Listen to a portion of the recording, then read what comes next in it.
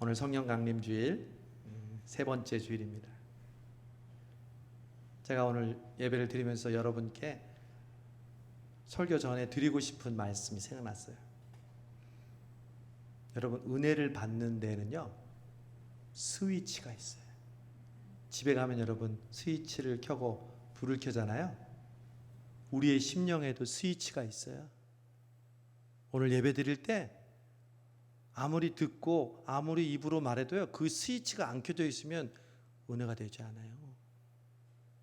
여러분, 이전에 혹시 안 좋은 일이 있으세요?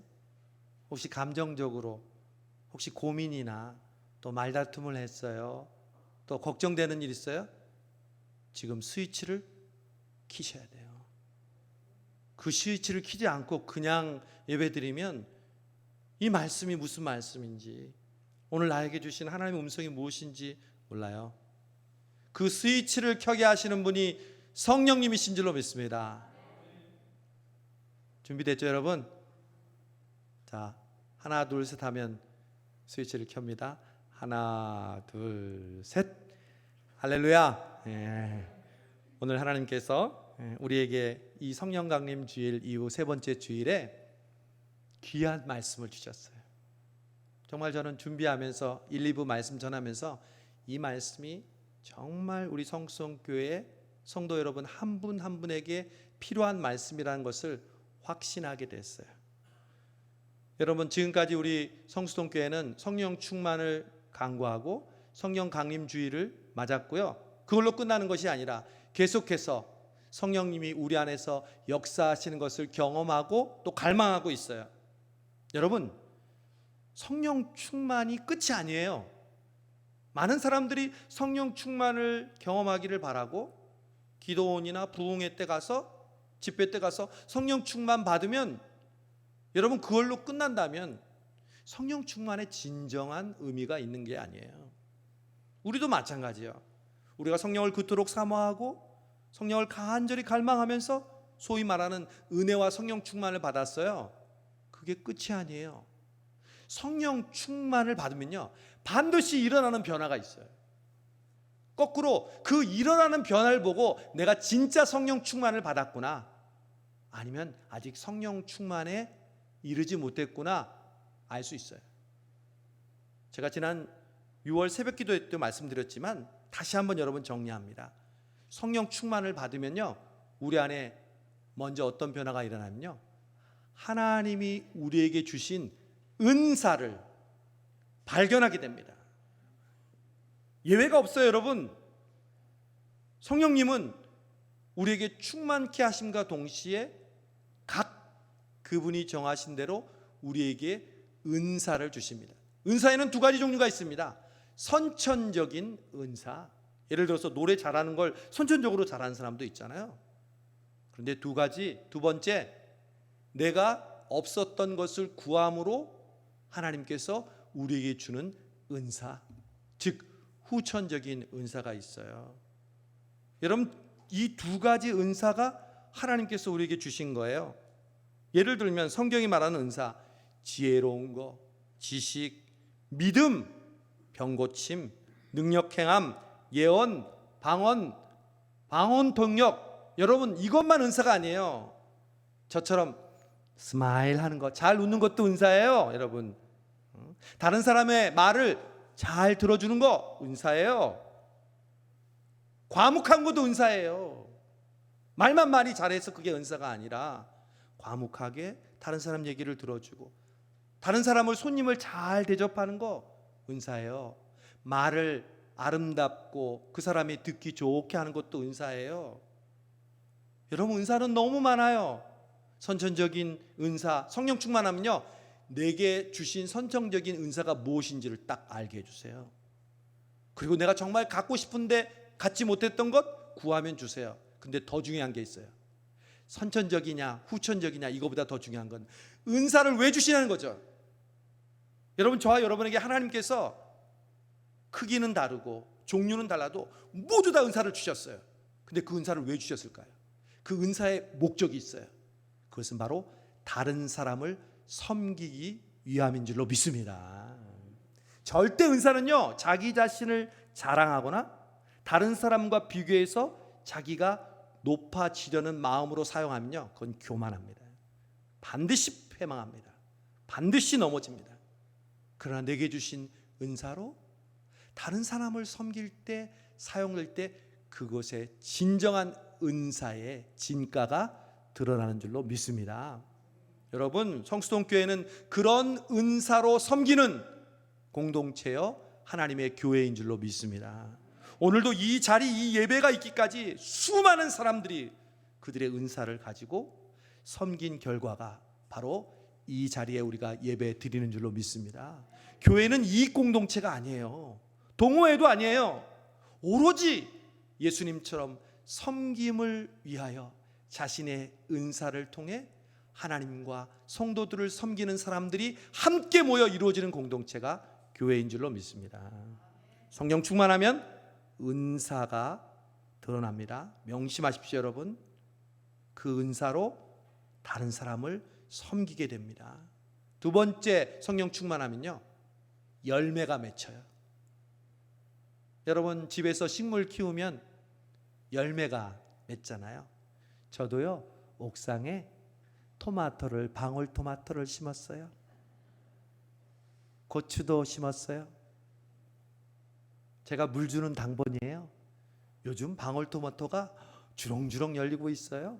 빨갛지는 않아도 고추도 열리고 있고요.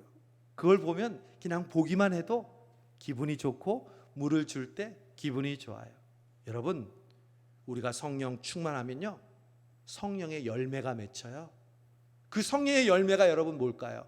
성경은 이렇게 얘기해요. 사랑과 희락과 화평과 오래 참음과 자비와 양성과 충성과 온유와 절제니. 여러분, 열매가 뭐예요? 바로 우리 안에서 맺혀지는 인격의 열매인 줄로 믿습니다. 예수님을 닮아가는 내적인 성품. 은사가 다른 사람을 위해서 섬기기 위해 주시는 선물이라면, 열매는 내 안에서 이루어지는 인격의 변화입니다. 성령 충만하면요, 그래서 교회를 사랑하게 돼요. 목사님을 좋아하고 따르게 되고요, 성도들을 사랑하게 돼요. 성령 충만한 사람의 100%입니다. 성령 충만하면요, 기뻐요. 예배 드리러 오는 게 기쁘고, 말씀 듣는 게 기쁘고, 예배 드리고 기도하고 이 교회 문을 나서는 순간 그냥 뭔지 기뻐요. 느낌 아시잖아요, 여러분. 그건 성령 충만하지 않고는 느낄 수 없는 기쁨이에요. 마지막에 절제하고 인내한다고 그랬죠. 이게 좀 우리가 잘 안 돼요. 막 화나면 절제하기보단 그냥 함부로 말하게 되고, 우리의 손과 발이 함부로 움직이잖아요. 내가 하고 싶은 거 안 되면 너무 혈기가 나고 또한 분통이 터지잖아요. 그럴 때 그걸 컨트롤할 수 있는 게 뭐예요? 성령 충만이에요.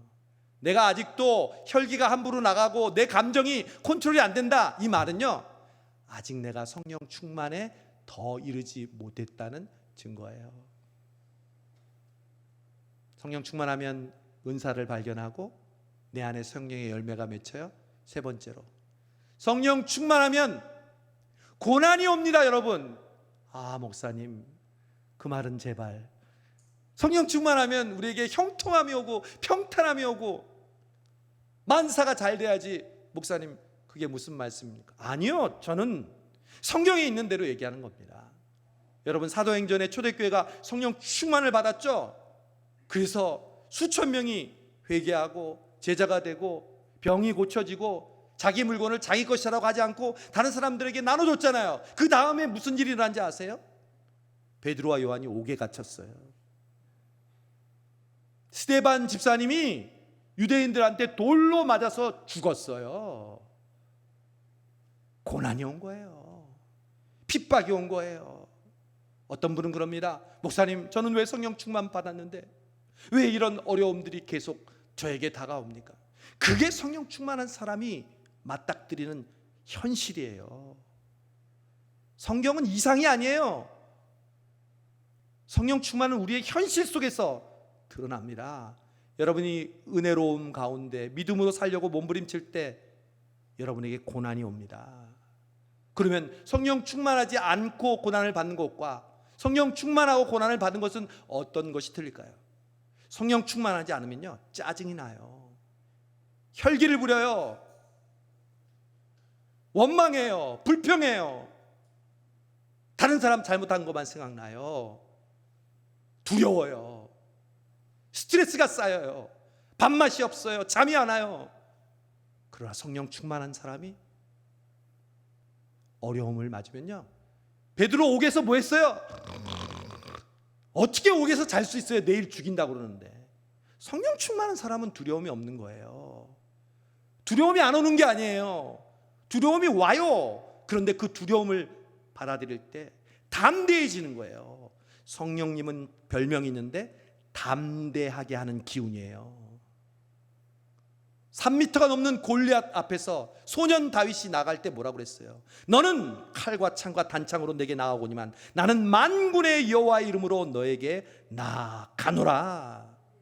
에스더가 왕이 부르지 않으면 그냥 죽음이에요. 자기가 나가면. 근데 나가면서 뭐라고 그랬어요? 죽으면 죽으리라. 너 베드로와 요한한테 다시는 예수를 전하지 말라고 옥에 가두고 매를 쳤어요.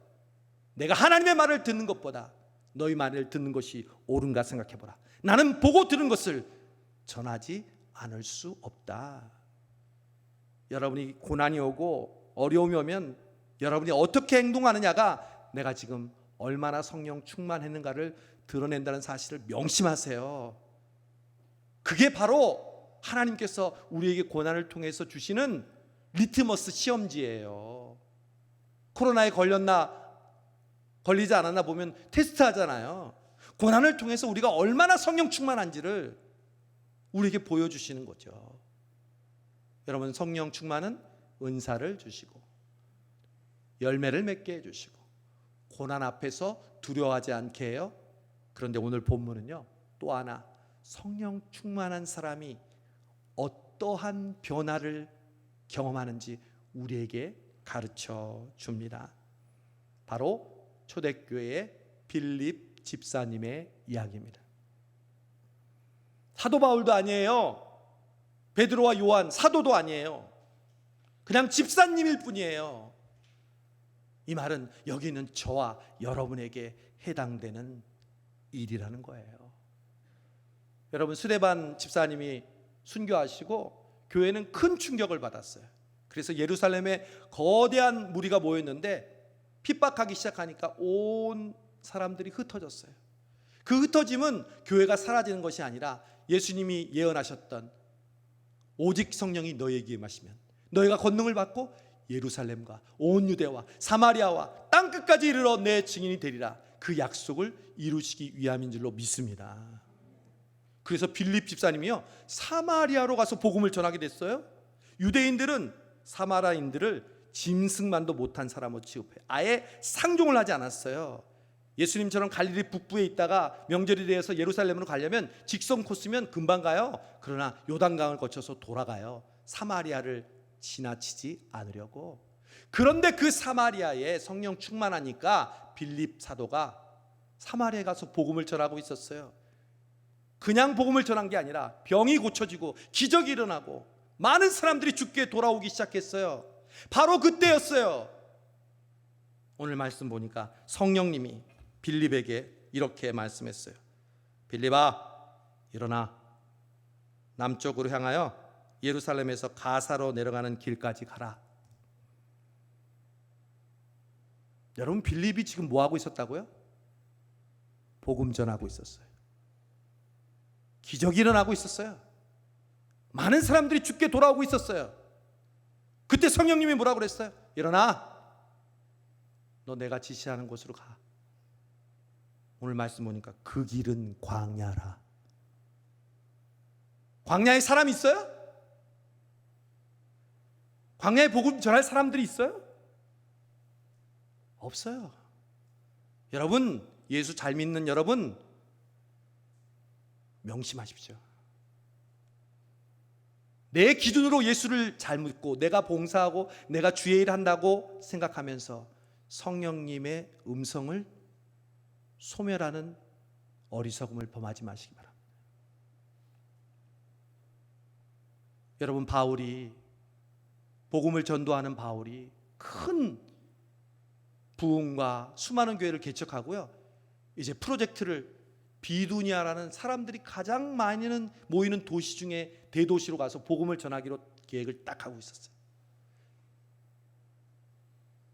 그리고 이제 드로아 항구에서 그곳을 가려고 준비하고 있는데 성령이 환상 속에서 마게도냐 사람이 나타나서 우리를 와서 도와주라. 유럽으로 방향을 바꿔서 자기한테로 오라는 거죠. 계획에도 없었어요. 바울은 철저한 계획에 따라 움직이는 사람이었어요. 아주 지적이었어요. 아주 명석한 두뇌를 가졌어요. 미래를 준비할 수 있고 합리적인 사람이었어요. 학문 실력도 높았어요. 그래서 비두니아로 가려고 했어요. 놀러요? 복음 전하러. 성령님이 야, 마게도냐로 가. 여러분, 대부분의 예수님을 잘 믿는다고 하는 사람의 착각이요, 그냥 사마리아에서 복음을 전하면서 저 지금 바빠요, 주의 일 하고 있는지 몰라요? 비두니아로 갈 거예요. 그곳에서 복음을 전한다니까요. 목사님, 저도 마찬가지입니다. 목회한답시고 내 생각, 내 목회 계획, 내 욕심을 이룬다고 하면서 성령님의 음성을 못 듣는 경우가 얼마나 많겠습니까? 저는 오늘 말씀 들으면서 깨닫습니다. 아, 빌립이 어떻게 그 상황 속에서 묻지도 않고 따지지도 않고 곧바로 광야로 길을 갔을까? 정말 대단하다. 여러분, 성수동교회는 그런 집사님들을 필요로 합니다. 그런 장로님들을 필요하고, 그런 권사님들을 필요하고, 그런 목회자를 필요로 합니다. 내 주관, 내 계획이 아니라 성령님이 내가 아무리 잘하고 있어도, 다른 사람이 아무리 나를 박수 쳐줘도 아니야, 너 광야로 가. 네, 광야로 갔어요. 거기 한 사람이 있었어요. 이디오피아 네시가 있었어요. 말이 네시지 내무부 장관이나 마찬가지예요. 고위 관리였어요. 여러분, 저는 오늘 본문을 영화의 한 장면으로 봅니다. 여러분도 성경을 읽을 때 텍스트나 문자로 보지 마세요. 이미지를 떠올리세요. 이 상황을 여러분만의 상황으로 한번 보이지 않는 믿음의 눈으로 이 상황 속으로 들어가 보세요. 영화가 보일 거예요. 여러분, 지금 광야로 이제 화면이 바뀌어졌어요. 병거, 수레를 타고 가는 고위 관리가 있는데 그 주인공이 넷이에요. 얼굴을 보여줘요. 무슨 색깔일까요? 까만색. 왜? 아프리카 넷이니까.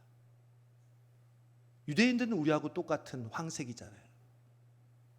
왜 이디오피아 사람이 그러면 그때 병거를 타고 예루살렘으로 갔다가 자기 집으로 돌아가고 있을까? 이 이디오피아 넷이가 유대 종교를 믿었어요. 개종을 한 거죠. 그래서 유대인들은 1년에 3번씩 절기를 지켜야 되니까 자기가 따는 이디오피아 아프리카에서 예루살렘까지 예배드리러 온 거야. 그리고 예배드리고 나서 다시 돌아가는 거죠. 이 돌아가는 한 사람을 위해서 성령님께서 빌립을 보내신 거예요. 왜 보내셨을까요? 바빠 죽겠는 빌립을 왜 이디오피아 네시에게 보냈을까요? 여러분, 이디오피아 네시가 유대인 종교로 개종해도요, 유대인들은요, 겉으로 볼 때 얼굴 색깔이 다르고 자기와 다른 사람들을 당연히 터부시하죠. 말도 안 걸었을 거예요. 궁금한 점을 지금 못 물어봐서 자기 혼자 끙끙 앓고 있잖아요. 저는 이 장면이 너무 아름다워요. 마치 여러분이 필사하고 성경 말씀을 듣고 소리내어 읽는 것과 똑같아요. 이 넷이가요, 자기가 읽고 있는 이사야 두루마리 성경을 수레에 타면서도 읽고 있어요. 여러분, 성경 어디서 읽어요? 제가 어떤 자매는요, 지난번 있던 교회에서 자기 집에서 엄마 아빠가 교회 다니는 거 허락하지 않아.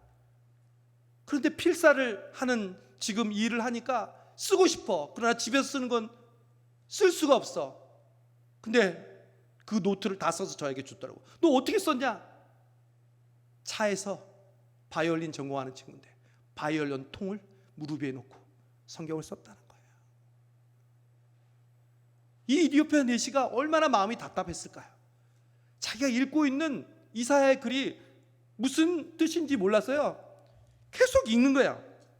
그가 도살자에게로 가는 양과 같이 끌려갔고 털 깎는 자 앞에 있는 어린 양이 조용함과 같이 그의 입을 열지 아니하였도다. 뜻도 모르면서 그 헬라어로 쓰여진 이사야 말씀을 소리내어서 병거에서 읽고 있는 거예요. 하나님이 그걸 보고 가만히 계시겠어요, 여러분? 우리의 작은 신음에도 응답하시는데, 여러분이 그런 마음으로 지금 성경을 읽고 쓰고 듣고 묵상하는데 하나님이 가만히 있겠어요, 여러분? 아무리 바쁜 빌립이라도, 야, 너 나와. 너 저기 내가 원하는 저 이디오피아 내시에게로 가. 영문도 모르는 빌립은요, 그 내시에게로 가요. 그런데 수레는 더 빠르고 자기 걸음은 따라가지 못하니까 오늘 성경 말씀이 뭐라면, 빌립이 달려가서 선지자 이사야의 글 읽는 것을 듣고 읽고 있었다는 거예요, 내시가. 그리고 물어요. 읽는 것을 깨닫느냐? 여러분, 저는 주일마다 빌립처럼 여러분에게 묻고 있어요. 여러분, 오늘 들려지는 하나님의 말씀을 깨닫습니까? 이 예배 시간에 들려지는 이 말씀이 그냥 연설이나 내 마음을 잠시 편안하게 해주는 말씀이 아니라, 여러분의 현실의 삶 속에서 정말 여러분의 문제를 해결하고 여러분을 사랑하는 그 하나님께서 반드시 필요한 그 해답으로 여러분에게 들려주시는 하나님의 말씀을 여러분 깨닫습니까? 저는 여러분에게 빌립이 되고 싶어요.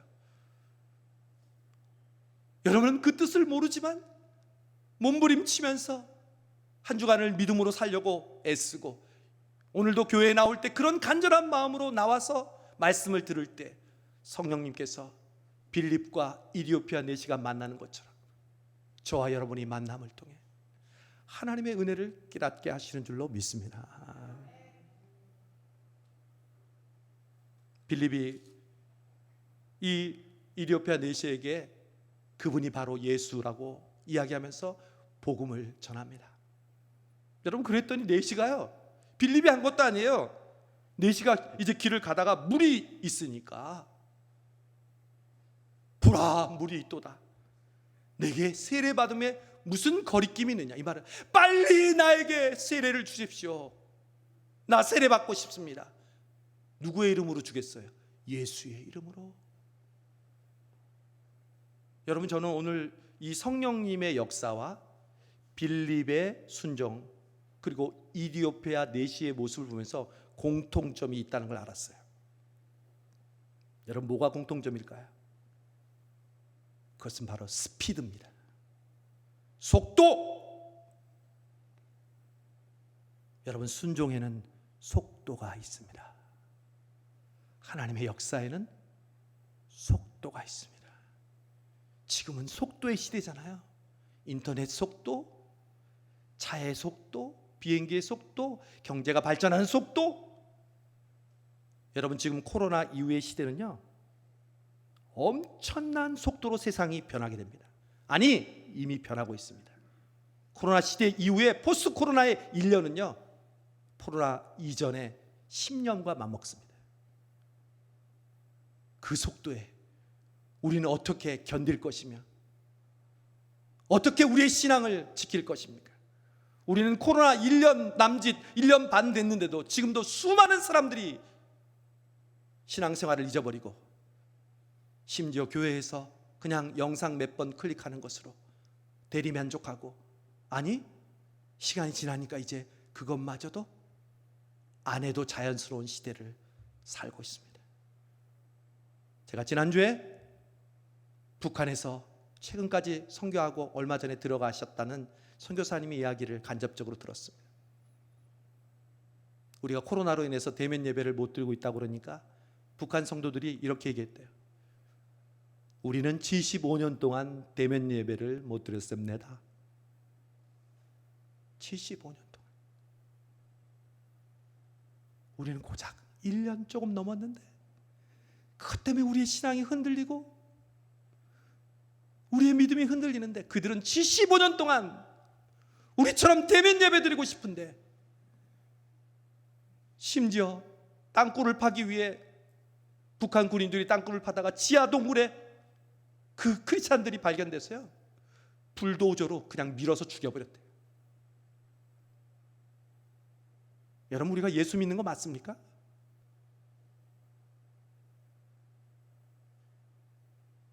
우리가 어떻게 예수님을 믿고 있습니까? 저는 이 성령님의 역사와 빌립과 이디오피아의 내시를 보면서 즉시 순종하는 순종의 속도를 느낍니다. 여러분, 흔히 우리에게 오는 세 가지의 목소리가 있어요. 첫 번째 목소리는 성령님의 목소리예요. 두 번째 목소리는 인간의 목소리예요. 세 번째 목소리는 사탄의 목소리예요. 이게 속도와 관련이 있어요. 첫 번째, 성령님께서 나에게 기도해야지, 예배드려야지, 바쳐야지, 섬겨야지, 성령님의 음성이 들립니다. 그 첫 번째 음성에 순종하면 내 빌립처럼 가는 거죠. 그러나 그 속도를 조금 늦추면요, 곧바로 인간의 소리가 들립니다. 조금만 더 있다가요, 지금은 바빠요, 나중에 꼭 할 거예요, 나 말고 할 사람 많아요. 여러분, 익숙한 목소리 아닙니까? 우리가 늘 듣는 목소리 아닙니까? 제일 마지막에는 난 못해, 내가 아니어도 다른 사람 하는데 뭐, 내가 안 해도 별로 달라질 것 없어. 여러분, 어느 목소리에 순종하시겠습니까? 매 예배 때마다, 하나님의 은혜를 체험할 때마다 여러분 마음속에 오는 그 감동, 몇 번째 목소리에 여러분 순종하시겠습니까? 마틴 루터의 설교에 보면 이런 재미있는 예화가 있습니다. 한 번은 사탄이 어떻게 하면 이 땅에 있는 많은 사람들을 지옥으로 보낼까 세미나를 열었습니다. 그리고 자기 부하들에게 좋은 방법을 이야기해 보라고 했습니다. 첫 번째 부하가 얘기합니다. 대장님, 나는 사람들에게 하나님이 없다고 돌아가면서 귓속에 이야기하겠습니다. 그러니 대장이 얘기합니다. 야, 그거 오래전부터 해먹던 방법인데 안 먹혀?